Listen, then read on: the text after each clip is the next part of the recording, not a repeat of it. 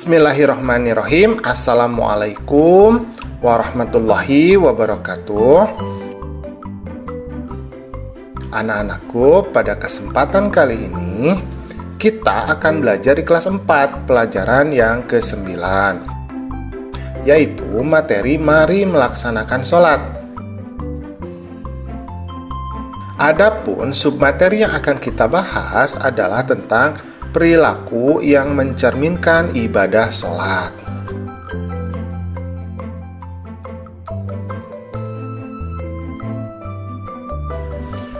Nah, tetapi sebelumnya bagi kamu yang belum subscribe, silahkan subscribe dulu ya.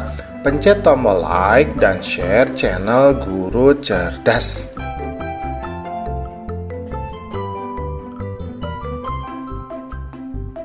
Nah, anak-anakku, ada berbagai perilaku yang mencerminkan makna dari ibadah sholat.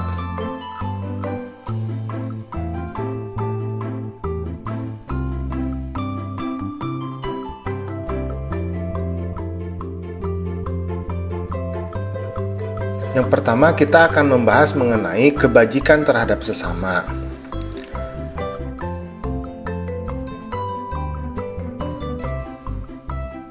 Misalnya yang pertama yaitu melatih kekompakan ya.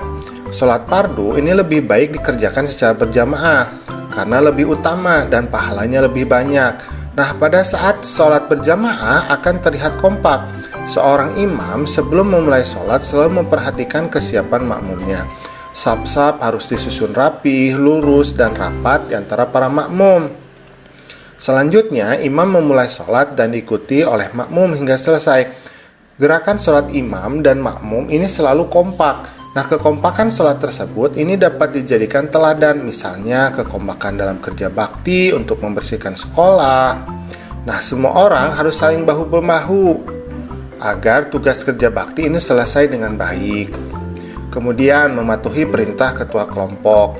Dalam sholat berjamaah, imam selalu diikuti oleh makmumnya. Takbir, ruku, sujud, tasyahud, dan gerakan imam lainnya ini selalu dipatuhi oleh makmum. Kemudian, tidak marah bila dinasehati. Imam sholat harus mau diberitahu kesalahannya. Makmum sholat juga harus mau dan berani memberitahu kesalahan imam. Ketika gerakan imam salah, maka makmum berucap subhanallah. Ketika bacaan imam salah atau lupa, makmum harus membetulkannya. Begitu pula ketika bekerja atau bermain, kita tidak boleh gampang marah dan harus saling menasehati. Semua itu dilakukan untuk kebenaran dan karena Allah semata. Kemudian, suka mengirimkan salam dan mendoakan teman. Setiap sholat selalu diakhiri dengan ucapan salam. Salam adalah ucapan untuk keselamatan, kerahmatan, dan keberkahan bagi orang lain. Dengan demikian, sholat mengajarkan kita untuk saling memberikan salam sesama teman. Apalagi salam juga bisa bermanfaat untuk mendoakan teman. Dengan saling memberikan salam, maka kamu bertambah akrab dengan teman-teman. Kemudian, menepati janji. Orang yang terbiasa sholat di awal waktu akan pandai mengatur waktu. Ia tidak suka menunda-nunda waktu sholatnya. Sepertinya ia sudah punya janji kepada Allah untuk menjumpainya pada awal waktu sholat.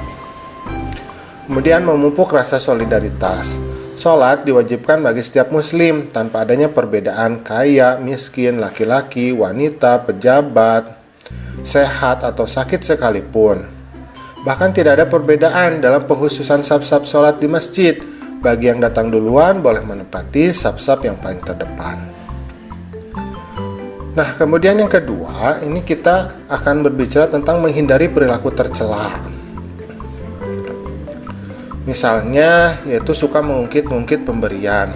Sholat yang khusyuk senantiasa mengajarkan keikhlasan, yaitu semua amal hanya untuk Allah.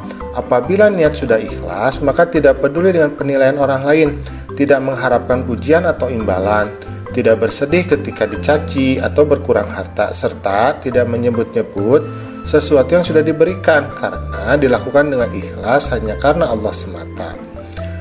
Kemudian, suka meremehkan teman. Sholat mengajarkan kita mengagungkan Allah dan merendahkan diri di hadapannya. Sholat yang khusyuk akan menyadarkan betapa kecilnya diri kita, segenap pujian, keagungan, dan kemuliaan hanyalah milik Allah.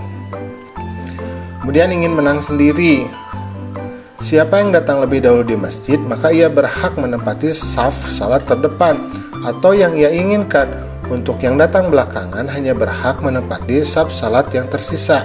Ia tidak bisa bersikap ingin menang sendiri. Kemudian suka mencuri. Tak kalah membaca doa iftitah di dalam salat, kita sebenarnya telah berikrar bahwa salatku, ibadahku, hidupku, dan matiku hanya untuk Allah.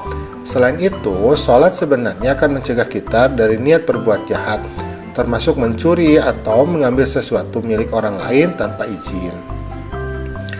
Kemudian suka meminta-minta. Selama salat, kita sebenarnya telah banyak meminta kepada Allah, baik meminta ampunan, petunjuk, pertolongan, derajat, kesehatan, dan sebagainya. Maka tidak patut kita meminta-minta kepada selainnya. Sikap suka meminta-minta itu tidak terpuji, apalagi sampai mengemis.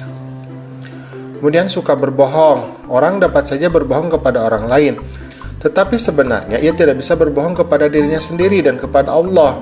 Seseorang yang beriman tentu menyadari dan tidak akan berbohong ketika ia ingat kepada Allah. Kemudian suka mengganggu teman. Kita tidak boleh mengganggu teman yang sedang sholat, apalagi sampai membatalkan sholatnya. Kita harus saling menjaga kondisi agar sholat dapat dijadikan secara khusyuk. Apabila kita sudah terbiasa menjaga kondisi yang baik atau tidak suka mengganggu sholat teman, maka kita terbiasa untuk tidak saling mengganggu. Nah, anak-anakku, alhamdulillah pembelajaran kita pada hari ini sudah selesai. Terima kasih ya sudah menyimak. Assalamualaikum.